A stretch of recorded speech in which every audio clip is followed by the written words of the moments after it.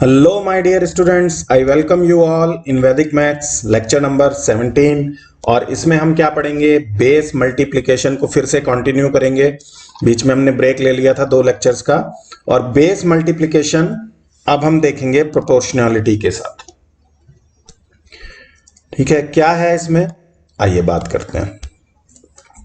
अब सपोज हमारे पास नंबर है ऐसे 29 इंटू 27। तो क्या हम इनको बेस मल्टीप्लिकेशन का कॉन्सेप्ट यूज करके कर सकते हैं? आंसर इज यस, कर सकते हैं। कैसे कर सकते हैं भाई? अगर इसका बेस आप 10 मानो 29 के लिए, तो इसमें आपको 19 का एक्सेस मिलेगा प्लस 19, और 27 में आपको प्लस 17 मिलेगा। यानी कि यहां पर आप प्लस 19 लिखेंगे और यहां पर आप क्या लिखेंगे? प्लस 17। तो इन दोनों को मल्टीप्लाई करना ही अपने आप में बहुत बड़ा काम हो जाएगा। या तो आप इसमें दोबारा से बेस मल्टीप्लीकेशन लगाओ, लेकिन इतना लंबा हमें क्यों करना है? ठीक है। या अगर आप इसका बेस 100 मानो तो और मुश्किल काम हो जाएगा। अगर आपने इसका बेस 100 मान लिया तो ठीक है, अगर इसका बेस आपने 100 मान लिया तो यहां पर क्या आएगा? 71, और यहां पर क्या आएगा? 73।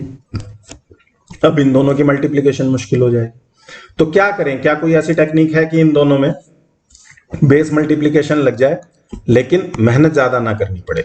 देखिए, ऐसे केस में आप क्या करते हैं, आप देखिए ये दोनों नंबर एक होलनेस के पास हैं। किसके? 30 के पास हैं। ठीक है, तो आप बेस को 10 ना मानते हुए 30 मान लो, और ये ध्यान में रखो कि 10 में जब आपने 3 का मल्टीप्लाई किया तब 30 आया। ठीक है, तो हम अज्यूम कर रहे हैं 30 कोई बेस नहीं होता है, 30 होती है होलनेस। ये हम शुरू में पढ़ चुके हैं, लेकिन हमने अज्यूम कर लिया ये अज्यूम्ड बेस है। मैथ्स में बोल देते हैं ना लेट अस अज्यूम, तो ये अज्यूम्ड बेस है। अज्यूम्ड बेस, इसको हमने अज्यूम किया। तो हमने मान लिया कि इनका बेस हम 30 ले रहे हैं। अगर आप इनका बेस 30 ले रहे हैं तो यहां डेफिशिएंसी क्या आएगी? -1। ठीक है, एक जीरो है, एक ही डिजिट लेंगे।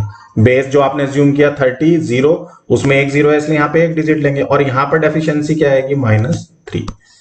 ठीक है, अब right hand side of the answer के लिए आप क्या करेंगे? सेम चीज, इन दोनों को वर्टिकली मल्टीप्लाई कर देंगे। क्या आया? 3 1 3। ठीक, दोनों जगह माइनस है तो प्लस का 3 आ गया मल्टीप्लाई होके। अब क्या करेंगे? जो मुझे क्रॉस वाइज कैलकुलेशन करनी है, या तो आप ऐसे कर लो या आप ऐसे कर लो। ध्यान से देखेंगे तो दोनों केस में आपका कितना आ रहा है? 26। लेकिन यहां पर एक कैच है। कैच क्या है कि ये 26 आपको 3 से मल्टीप्लाई करके लिखना है, क्योंकि आपने इसका अज्यूम्ड बेस जो लिया था वो 30 लिया था, और कैलकुलेशन जो की वो बेस 10 के हिसाब से की, सिंगल डिजिट ली। यहां पे आरएचएस को एज इट इज रहने दो, एलएचएस में उस नंबर की मल्टीप्लाई कर दो जितना की एक्चुअल बेस जो आप मान के करते उसे मल्टीप्लाई करके अज्यूम्ड बेस आ रहा है। एक्चुअल बेस 10 था, आपने अज्यूम किया 30, 10 को 3 से मल्टीप्लाई करके 30 आ रहा है। तो एलएचएस को आंसर लिखने से पहले 3 से मल्टीप्लाई कर दो। 3 से मल्टीप्लाई करना तो आता है, इसको 3 टाइम्स जोड़ दो, या ये लिखा हुआ है 20 + 6। ठीक है, 6 का 3 टाइम्स कितना होता है? 18। 20 का 3 टाइम्स कितना होता है? 60। 60 + 18 78 7 8, और आरएचएस क्या रहा है? 3। तो आपका क्या आंसर आया? 783। 29 इंटू 27 इज 783। नेक्स्ट की बात करें, 33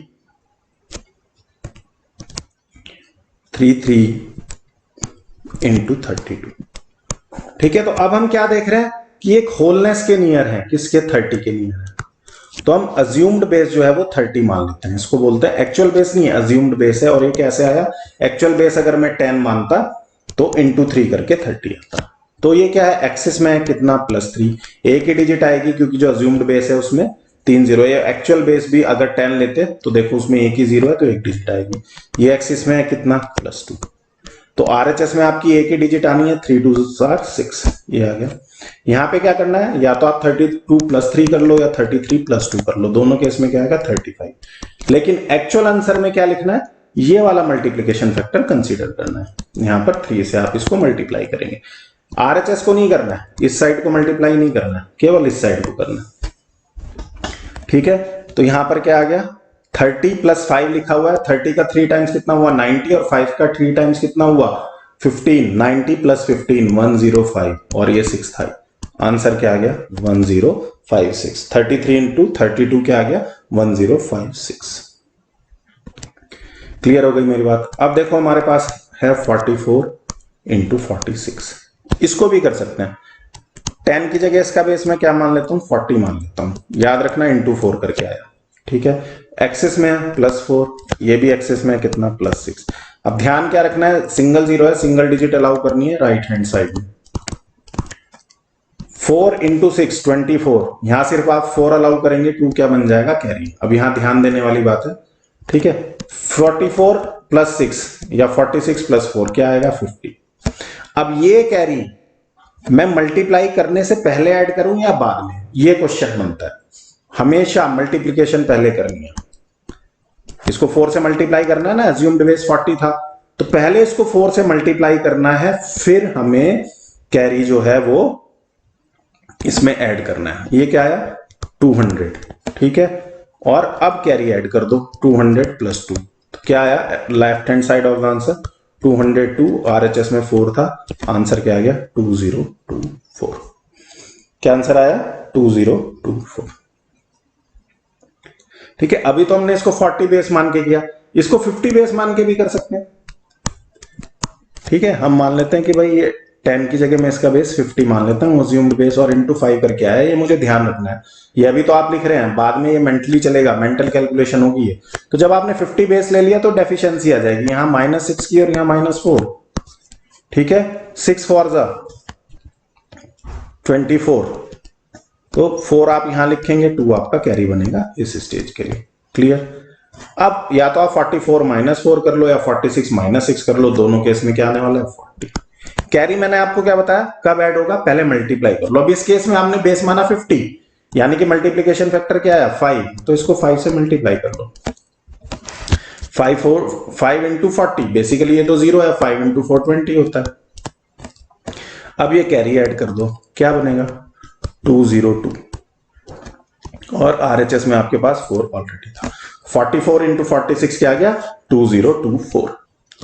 अब हमारे पास है 77 इंटू 76, इसको भी आप दोनों तरह से कर सकते हो। ये दोनों नंबर आपको 70 से के बेस मान के भी हो सकता है, 80 का बेस मान के भी हो सकता है। 70 का बेस मानोगे तो मल्टीप्लिकेशन फैक्टर 7 आएगा, 80 बेस मानोगे तो मल्टीप्लिकेशन फैक्टर 8 आएगा। अगर आपने 70 बेस माना तो एक्सेस आएगा +7, और ये कितना आएगा +6, ठीक। Right hand side of the answer क्या आएगा 7 6 आर 42, 4 आपका कैरी बनेगा, सिंगल डिजिट अलाउ करनी है 2, ठीक। अब इसको ऐड कर लो या इसको और इसको ऐड कर लो, in both the cases you will get 83। Multiply किससे करनी है, बेस क्या माना है अभी आपने 7, तो इसकी मल्टीप्लाई कर लो 7 से, ठीक है। ये लिखा हुआ है 80 + 3, ऐसे लिखा हुआ है। इसको 7 से मल्टीप्लाई करोगे तो क्या आएगा 21, 7 8 आर कितने होते हैं 56, एक 0 लगी हुई है, तो ये क्या आएगा 581, ठीक है। डायरेक्ट मल्टीप्लाई कर सकते हो मेंटली, बहुत अच्छी बात है, अदरवाइज नंबर को ब्रेक करके मल्टीप्लाई करो। क्लियर। तो यहां क्या आया 581, कैरी है, कैरी यहां लाके ऐड करो, 581 + 4 585, और RHS में आपकी एक डिजिट बची हुई थी, आंसर क्या आ गया 5852। क्लियर मेरी बात, ठीक है। इसको आप 8 बेस मान के करके देखो, इस केस में डेफिशिएंसी आएगी और मल्टीप्लिकेशन फैक्टर क्या आएगा 8। आंसर तो ऑफ कोर्स सेम ही आना है, क्योंकि जब मल्टीप्लाई कर रहे हो मल्टीप्लिकेशन का आंसर तो चेंज होगा नहीं, तो आप इसको 80 बेस मान के भी करके देखो। एक्सटेंड कर देते हैं थोड़ा सा, 3 डिजिट वाले नंबर देख लेते हैं, क्या इनके ऊपर भी अप्लाई कर सकते हैं। मुझे एक मल्टीप्लिकेशन आई भाई 293 और 297, आपको दिख रहा है कि ये 100 और 1000 के नियर तो नहीं है, लेकिन एक नंबर पता चल रहा है 300 उसके नियर है, तो मैं बेस 100 की जगह क्या मान लेता हूं 300 बेस मान लेता हूं, यानी इंटू 3। और चूंकि बेस में अज्यूम्ड बेस में या एक्चुअल बेस में 2 0 हैं, तो मुझे इधर 2 0 अलाउ करनी है। 293 300 से कितनी डेफिशिएंसी है, इन दोनों की डेफिशिएंसी देख लो, all from 9 and last from 10 से क्या आया 07, और इस केस में कितनी डेफिशिएंसी है 03। राइट हैंड साइड में कितनी डिजिट अलाउ करनी है हमको मल्टीप्लिकेशन करने के बाद, इन दोनों की मल्टीप्लिकेशन होगी 7 3 आर 21, 2 ही डिजिट अलाउ करनी है क्योंकि बेस में 2 0 थी, ठीक है। अब either you perform this calculation और this calculation, in both the cases we will get 290, but ये एक्चुअल आंसर नहीं है, हमको किससे मल्टीप्लाई करना है 3 से। देखो 200 प्लस 90 लिखा है, जब 99 की मल्टीप्लाई करोगे 270 आएगा और 200 की करोगे तो 600 आएगा। ठीक है, तो 600 प्लस 270 870 और यहां 21 है। क्या आ गया आंसर आपका? 87021। ये मल्टीप्लीकेशन आप समझ पाए मैंने कैसे की? मैंने इसको बोला 200 प्लस 90 लिखा हुआ है, इसका 3 टाइम्स इज 600, इसका 3 टाइम्स इज 270, दोनों को ऐड कर दिया। Next 314 into 304। अब मेंटली इसका बेस हम 300 मान रहे हैं, यहां पे क्या आएगा प्लस 14 और यहां पे क्या आएगा प्लस 04, क्योंकि जो अज्यूम्ड बेस है या जो एक्चुअल बेस है 100 की जगह आपने 300 माना, उसमें 2 जीरो हैं तो यहां पे आपको 2 डिजिट अलाउ करनी है। इन दोनों की जब आपने मल्टीप्लाई की 14 4s are 56। ठीक है, 2 डिजिट आ गई, काम हो गया हमारा। अब या तो ऐसे कर लो या ऐसे कर लो, दोनों केस में क्या मिलेगा 318, लेकिन उसकी मल्टीप्लाई किससे करनी है 3 से। 300 प्लस 18 लिखा हुआ है। ठीक है, 18 3 जा 54 और 954 95456 is the desired answer. Next 412406। ठीक है, इसमें बेस को क्या मानोगे 400, ये प्लस 12 हो गया, ये हो गया 06, 12 6 are 72। ठीक, 412 प्लस 6 418, मल्टीप्लाई किससे करनी है 4 से। 18 और 400, 400 का 4 टाइम्स क्या होगा 1600 और 18 का 4 टाइम्स क्या हो गया 72, तो 1672 और 72 यहां है। 167272 इज द रिक्वायर्ड आंसर। किस क्वेश्चन का? इस क्वेश्चन का हो गया। यहां थोड़ी सी आपको डबलिंग या 4 टाइम्स 8 टाइम्स 3 टाइम्स ये करना पड़ेगा। ठीक है, अब इतनी मल्टीप्लिकेशन सिंगल डिजिट वाली तो आप कर सकते हो, और जो वैदिक मैथमेटिक सीखी है वो भी इन मल्टीप्लिकेशन में कहीं ना कहीं अप्लाई हो जाएंगी। इन एनी केस आपका जो सब क्वेश्चन है वो जो ट्रेडिशनल मेथड है उससे पहले हो जाएगा और इंटरेस्टिंगली हो जाएगा। अब आया 707 715, बेस क्या मान रहे हैं 700 प्लस 07 प्लस 15। ठीक, कितने डिजिट अलाउ करेंगे आरएचएस में 2 डिजिट अलाउ करेंगे, लेकिन जब आपने इसको मल्टीप्लाई किया तो क्या आया 105, तो आप इसको यहाँ पे 5 रख दो और यहाँ पे 1 बना लो कैरी। ठीक है, 715 प्लस 7 कितना होगा 722, मल्टीप्लाई किससे करनी है इसकी 7 से। ठीक है, क्या होगा 5054। जो कैरी है वो कब ऐड करना है मैंने क्या बताया, जब मल्टीप्लीकेशन हो जाए उसके बाद ऐड करना है।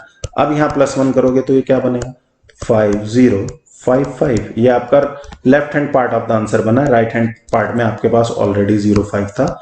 505505 इज द डिजायर्ड आंसर इस क्वेश्चन। क्लियर? हम क्या कर रहे हैं, बेस मल्टीप्लिकेशन अप्लाई कर रहे हैं, प्रोपोर्शनैलिटी का कॉन्सेप्ट यूज कर रहे हैं। प्रोपोर्शनैलिटी का मतलब 100 ना होके उसका कोई मल्टीपल है बेस, या 10 ना होके बेस उसका कोई मल्टीपल अज्यूम कर लिया, 1000 ना होके बेस कुछ उसका मल्टीपल अज्यूम कर लिया। ठीक है, अज्यूम्ड बेस। 488 491 क्या आएगा 12, डेफिशिएंसी है 09, 12 9s are 108, 08 यहां लिखेंगे, 1 आपका बनेगा कैरी इस स्टेज के लिए। ठीक है, 488 माइनस 09, भाई अगर 10 माइनस करते तो क्या आता 478, लेकिन 10 में से एक कम माइनस कर रहे हैं तो 478 में एक 1 बढ़ा दीजिए 479। अब इसको मल्टीप्लाई किससे करना है, बेस क्या माना है, ध्यान देना है, बेस हमने क्या माना है 400 की 500, 500 माना है बेस, तभी तो डेफिशिएंसी लिखी है, तो ये किससे मल्टीप्लाई होगा, ये 5 से मल्टीप्लाई होगा। 5 से कैसे मल्टीप्लाई करेंगे, ये लिखा है 400 प्लस 70 और प्लस 9, इसका 5 टाइम्स क्या होगा 2000, इसका 5 टाइम्स क्या होगा 350 और इसका 5 टाइम्स क्या होगा 45। ऐड कर सकते हो, क्या है 2395, कोई सा भी मेथड लगा लो, शुद्ध एडिशन या आप डायरेक्ट कर सकते हो तो बहुत अच्छी बात है। स्पीड बढ़ानी है, कैलकुलेशन ब्रेक करके कर पा रहे हो तो ठीक है, डायरेक्टली यहां से कर पा रहे हो तो ठीक है। ठीक है, इसका डबल करके और हाफ कर पा रहे हो वो भी ठीक है, उसमें भी कोई दिक्कत नहीं है। तो यहां आया 2395, इंपॉर्टेंट चीज ये कैरी आ रहा था +1, क्या आ जाएगा 2396 और लास्ट वाली डिजिट आपकी 2308। इसका आंसर क्या आ गया 488 इंटू 491 239608। फर्दर करते हैं, क्या कर रहे हैं हम, अब हम देख रहे हैं कि एक नंबर अबव बेस और एक number below base. Base multiplication में हमने ये भी तो पढ़ा था ना कि जो नंबर है वो सेम बेस, एक नंबर अबव हो और एक नंबर बिलो हो, तो वो चीज यहां भी यूज हो जाएगी।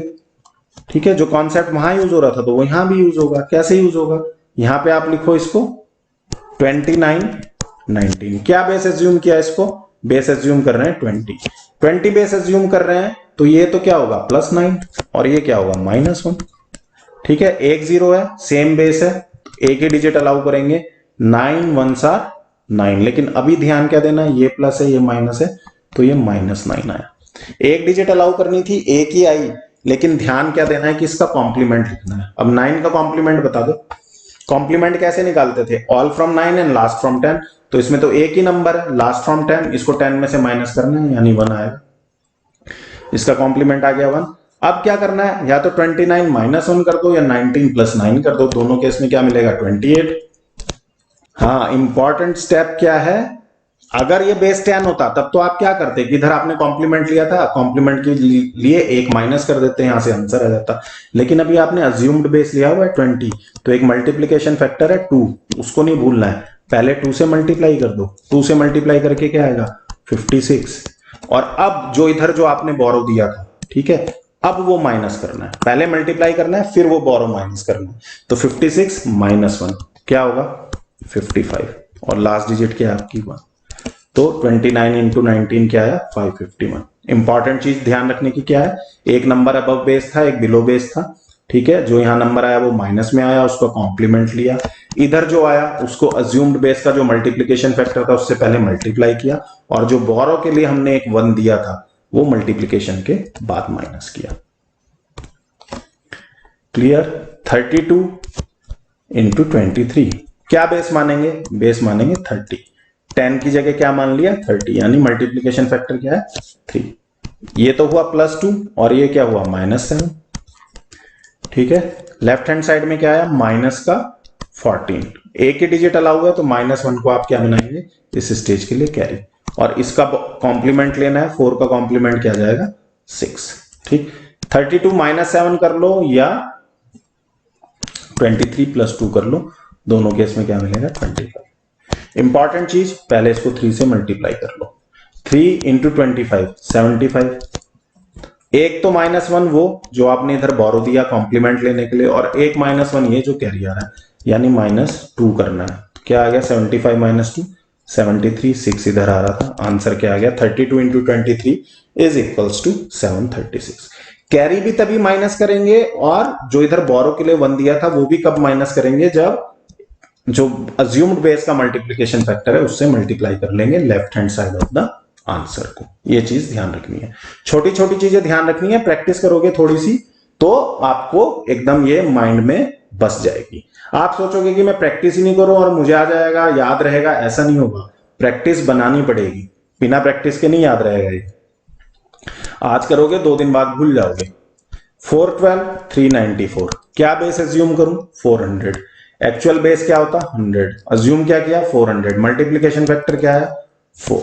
तो ये अबव है तो +12 और ये बिलो है तो -06। क्या है -06। 12 6 are 72, मगर आए कितने नेगेटिव। इसका कॉम्प्लीमेंट ले लो, all from 9 and last from 10, इसको 10 में से किया तो 8 आया, इसको 9 में से किया तो 2 आया, 28 आ गया। अब 394 +12 कर लो या 412 -06 कर लो, क्या आएगा 406। इंपॉर्टेंट चीज, पहले 4 से मल्टीप्लाई कर दो, क्या आया 24। इधर से तो कुछ कैरी आ नहीं रहा है, लेकिन ये माइनस का कॉम्प्लीमेंट किया, इसके लिए एक बोरो दिया था तो वो बोरो माइनस करना पड़ेगा, क्या आएगा 1623 और ये 28 आया ही हुआ, 162328 is the required answer. 515 into 492 क्या बेस एज्यूम कर रहे हैं, बेस एज्यूम कर रहे हैं हम 500, यानी मल्टीप्लीकेशन फैक्टर क्या रहेगा 5। ठीक है, यहां पर आया +15 और यहां पर क्या आया बार बार प्लस लिख रहे हैं, ध्यान रखना है एक में एक्सेस है एक में डेफिशिएंसी है, यहां पे आया -08। 15 8 आर 120, माइनस का 120, कितनी डिजिट अलाउ करनी है, दो आ गई, ये कैरी बनेगा। इसका कॉम्प्लीमेंट 0 का तो कुछ कॉम्प्लीमेंट है नहीं, 2 का कॉम्प्लीमेंट 10 में से माइनस करेंगे क्या आ जाएगा 80। अब 515 -08 कर लो या दिस प्लस दिस कर लो, दोनों केस में आपको क्या मिलेगा 507। पहला काम मल्टीप्लाई करनी है 5 से, क्या आया 25 35। ठीक है, अब इधर आपने कॉम्प्लीमेंट लेने के लिए एक बोरो दिया था, वो माइनस, ये कैरी आ रहा है, ये भी माइनस, 2533 ये आपके पास आया। ठीक, और 80 आपके पास यहां पर था। आंसर क्या मिला इसका 253380। ठीक है, ये चीजें आपको, ये जो आप कॉन्सेप्ट सीख रहे हो इसकी प्रैक्टिस करते रहो। दिन में अभी आपने पढ़ लिया, प्रैक्टिस शीट करो और दिन में 1-2 क्वेश्चन खुद ही अज्यूम करके और इसकी प्रैक्टिस करते रहो। तो ये वाले जो कॉन्सेप्ट हैं ये आपके एकदम सबकॉन्शियस माइंड में एकदम सीमेंटेड हो जाएंगे। तो जब भी आपको इनकी जरूरत होगी आपका माइंड आपको खुद बताएगा कि यहां पर ये वाला कॉन्सेप्ट अप्लाई कर लो, आपकी प्रैक्टिस बन जाएगी। ठीक है, और स्पीड तो अपने आप बढ़ जाएगी। अब हमारे पास है देखिए 625 इंटू 596, ये बहुत स्पेशल क्वेश्चन ले रहा हूं, स्पेशल कॉन्सेप्ट पे। एक मैंने आपको बेस मल्टीप्लीकेशन में स्पेशल कॉन्सेप्ट बताया था, तो वो यूज करेंगे यहाँ पे। इसका बेस क्या लेंगे 600। ठीक है, 600 के अबव एंड बिलो है, ये अबव है, कितनी आया एक्सिस +25, ये 600 से बिलो है, फिर से मैं प्लस लिख रहा हूं। देखो मेरा ही अभी तक हाथ सेट नहीं है अबव एंड बिलो वाले पे, ये आएगा माइनस का 04। कितनी डिजिट अलाउ करेंगे इधर मल्टीप्लीकेशन करने के बाद 2, 25 इंटू 4 100 आएगा, 00 -100 आएगा।